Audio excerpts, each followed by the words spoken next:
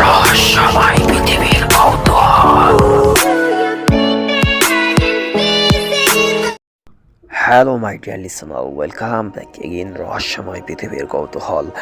আশা করছি আপনারা সকলেই ভালো আছেন, সুস্থ আছেন। তো আবারও আপনাদের মাঝে নতুনভাবে একটি ঘটনা শোনাতে চলে আসলাম আমি, অষ্টত ফাইম। তো লোকটির নাম করিম মিয়া। তিনি মৃত মানুষের জন্য কবর খোঁড়া এবং দাফন কাজ সমাধা করেন। প্রায় 10 বছর ধরে তিনি এ কাজ করে আসছেন। আর আমি যে ধরনের গল্পের জন্য হয়রান, সে ধরনের ঘটনা তার জীবনের নিত্য নৈমিত্তিক ব্যাপার। গত বছর আমার এক আত্মীয়ের লাশ দাফনের সময় তার সাথে পরিচয়। তখন তার মুখে বেশ কিছু কাহিনী শোনা যায়, যদিও তার জীবনের সবচেয়ে ভয়ানক কাহিনী সে বলতে চায়নি সেদিন। অনেক জোর করার পরও আমি আমার মোবাইল নাম্বার তাকে দিয়ে আসি এবং প্রয়োজনে যোগাযোগ করতে বলি। এর মাঝে কেটে গেছে অনেক দিন, তার কথা প্রায় ভুলেই গিয়েছিলাম। হঠাৎ গতকাল অচেনা একটা নাম্বার থেকে ফোন পেলাম। সেই লোকের ফোন। তার চেয়ে বড় কথা, তিনি তার ঘটনাটি আমাকে বলতে চান। এই ঘটনা কাউকে না বলে নাকি তিনি শান্তি পাচ্ছেন না। তাছাড়া অন্য কেউ এই ঘটনা বিশ্বাসও করবেন না। তো পরদিনই দেখা করার সিদ্ধান্ত নিলাম। করিম মিয়া বলল যে কবরস্থানে তিনি এই ঘটনা সেখানেই তিনি এই কাহিনী বলতে চান। আর সময়টাও রাতে হলেও তার জন্য ভালো হয়। আমার কোনো আপত্তি ছিল না। সময় ঠিক করলাম রাত 12টা। আমি পৌঁছে গিয়েছিলাম সময় মতো। কবরস্থানের একটু সামনে গিয়ে দাঁড়ালাম। বেশ রাত, আর জায়গাটাও কেমন নির্জন, তাই একটু অবস্থিত হচ্ছিলাম, যদিও সেসব পাত্তা দিলাম না। একটু পর ধীরে পায়ে কারো এগিয়ে আসার শব্দ পেলাম। করিম মিয়াই হবে। ছোট খাটো বর্ণের করিম মিয়া ধীরে পায়ে এগিয়ে আসছিল। কাছে এসে বলল, ভাই সাব, একটু দেরি কইরা ফেললাম। এই বলে আমাকে নিয়ে কবরস্থানের একটু সামনে বাসার মতো একটা জায়গায় বসে পড়ল। কোনো রকম ভূমিকা ছাড়াই সে তার কাহিনী শুরু করলো। এখানে করিম মিয়ার ভাষায় আঞ্চলিকতা অক্ষর রাখা হলো। তো আমার লেখায় যদি কোনো ভুল ত্রুটি থাকে আপনারা ক্ষমা সুন্দর দৃষ্টিতে দেখবেন। তো শুরু করা যাক তার ভাষায় ঘটনাটি উপস্থাপন। সেদিন ছিল পূর্ণিমা। চাঁদের পূর্ণ আলোয় সব কিছু পরিষ্কার দেখা যাচ্ছিল। আমি আমার নির্ধারিত সঙ্গী জহির মিলে একটা কবরের বেড়া লাগানোর কাজ শেষ করে বাসার দিকে রওনা হলাম। কবরস্থানের গেটের কাছে এসে দেখলাম 2 জন লোক দাঁড়িয়ে আছে। তাদের পরনে সাদা পাঞ্জাবি, মুখে শুভ্রধারী। তাদের হাতে একটা লাশ কাফনে মোড়ানিয়ে রাখা। দেখে বুঝলাম কোনো বাচ্চার লাশ হবে। তারা বলল বাচ্চার লাশ দাফন করতে হবে। আমি বললাম লাশ দাফনের আগে স্থানীয় হুজুরের কাছ থেকে অনুমতি নিতে হয় ভাই। আমি লোকজনকে দাঁড়াতে বললাম। হুজুরের বাসা একটু সামনেই। আমি আর জহির হুজুরের বাসার দিকে হাঁটা দিলাম। যাওয়ার সময় দেখছিলাম লোক দুটি গেটের সামনেই দাঁড়িয়ে আছে। হুজুরের সাথে কথা হলো। তিনি আমাদেরকে কবরস্থানে গিয়ে দাঁড়াতে বললেন।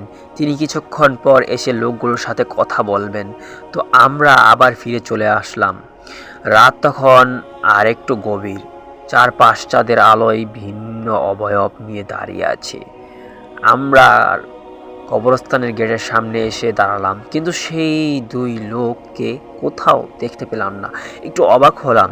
জহির গেট খুলে কবরস্থানের ভিতরে ঢুকলাম। আমি বাইরেই খুঁজতে লাগলাম তাদের তো ভিতরে ঢোকার কথা নয়। অনেক খুঁজেও না পেয়ে ধীর পায়ে কবরস্থানের ভিতর ঢুকলাম। সেই সময় জহির বিকট চিৎকার শোনালো। একটা চিৎকারেই কানে আসলো। দৌড়ে গেলাম চিৎকার লক্ষ্য করে। কিছু দূর যাওয়ার পর চোখের সামনে যে দৃশ্য দেখতে পেলাম তাতে সর্বাঙ্গে কাঁপন ধরে গেল। সে লোক দুটির হালকা অবয়ব চোখে পড়ছিল। তার তারা পিছন দিকে মুখ করে আছে। তাদের হাতে সেই বাচ্চার কাফনে মোড়ানো লাশ। লাশের উপরের দিকে কাপড় ছিঁড়ে নেওয়া হয়েছে। মাথাটা আগলে ধরে দুজনে মিলে গভীর আগ্রহে লাশটিকে নখ দিয়ে আছড়ে ক্ষতবিক্ষত করছে। তাদের মুখ থেকে এক ধরনের জান্তব এবং উল্লাসিত ঘো ঘো জাতীয় আওয়াজ ভেসে আসছিল। একটু পাশেই পড়ে আছে জহিরের নিথর দেহ। প্রাণ আছে কি না ঠিক বোঝা গেল না। এই সব দৃশ্য আমার পক্ষে সহ্য করা সম্ভব হচ্ছিল না। অবস্থা এমন যে অজ্ঞান হতেও ভুলে গেছি। মনে হচ্ছিল দাঁড়িয়ে থেকেই মৃত্যু ঘটবে আমার। আমার শ্বাস প্রশ্বাসের গভীর আওয়াজ। হঠাৎ সেই জন্তুগুলো ঘুরে তাকালো আমার দিকে। সে এক অদ্ভুত ভয়ঙ্কর চেহারা।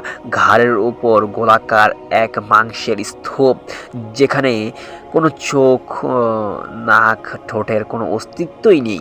ঘাড়ের উপরে মাংসের পিণ্ডটি অনেকটা তরল জাতীয়, কেঁপে কেঁপে উঠছে। তীক্ষ্ণ দৃষ্টিতে আমার দিকে তাকালো। চোখহীন অথচ ভয়ানক প্রখর সে দৃষ্টি। মুখে শুকনো হাসির রেখা। আমার সহ্য করা সম্ভব হলো না। নিঃশব্দে লুটিয়ে পড়লাম মাটিতে। এরপর আর কিছু মনে নেই। জ্ঞান ফিরলে নিজেকে হসপিটালে দেখতে পাই। আমাকে হসপিটালে নিয়ে আসে সেই হুজুর। জহিরকে বাঁচানো সম্ভব হয়নি।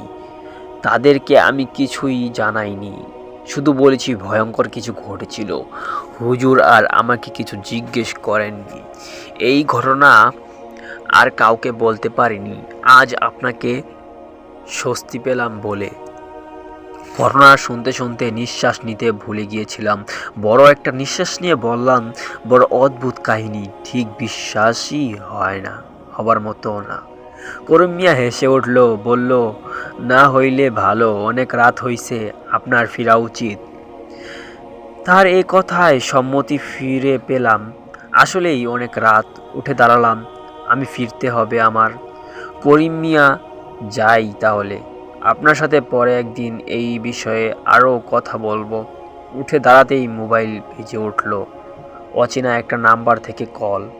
কল ধরতেই পরিচিত এক কণ্ঠ বলে উঠল, ভাইজান, বড় বিপদে পইরা গেছি, আজকে আর আসতে পারলাম না। ঘটনাটা